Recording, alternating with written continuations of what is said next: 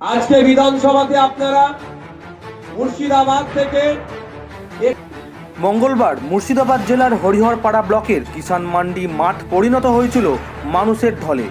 আইএসএফের উদ্যোগে অনুষ্ঠিত হয়েছিল অধিকার সমাবেশ, যেখানে অধিকার, উন্নয়ন ও গণতান্ত্রিক মূল্যবোধে রক্ষার বার্তা তুলে ধরেন দলের শীর্ষ নেতৃত্ব। সমাবেশে প্রধান বক্তা হিসেবে উপস্থিত ছিলেন আইএসএফের চেয়ারম্যান তথা ভাঙড় বিধানসভার বিধায়ক নওশাদ সিদ্দিকী। তার বক্তব্যে তিনি সাধারণ মানুষের সমস্যাগুলি, বিশেষ করে বেকারত্ব, শিক্ষা সংকট, কৃষকের দাবি, দুর্নীতি বিরোধী অবস্থান ইত্যাদি বিষয়কে সামনে আনেন। এদিনের সমাবেশে আরও উপস্থিত ছিলেন আইএসএফ মুর্শিদাবাদ জেলা সভাপতি হাবিব শেখ, হরিহরপাড়া ব্লক সভাপতি সনৎ কুমার শর্মা, রাজ্য ও জেলা নেতৃত্ব সহ স্থানীয় নেতৃত্ব, কর্মী ও সমর্থকেরা। সভা মঞ্চ থেকেই জনতার উদ্দেশ্যে কি বললেন নওশাদ সিদ্দিকী, শুনে নেব তার মুখেই।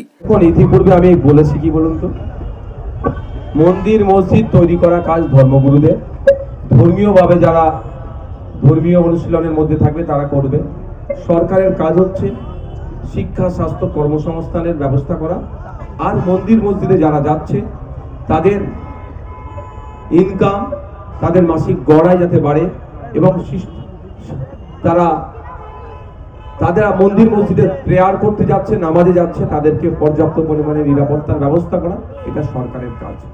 এখন পশ্চিমবাংলার রাজনীতি মন্দির মসজিদ তৈরির কম্পিটিশন চলছে।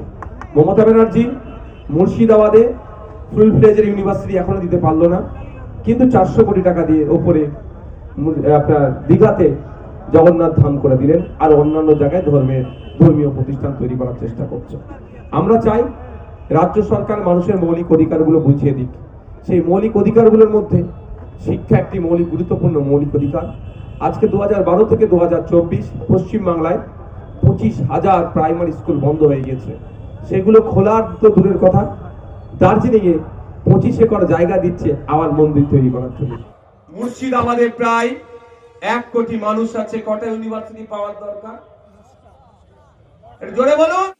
হরিহরপাড়া থেকে মেহেদি হাসানের রিপোর্ট, বাংলা নিউজ।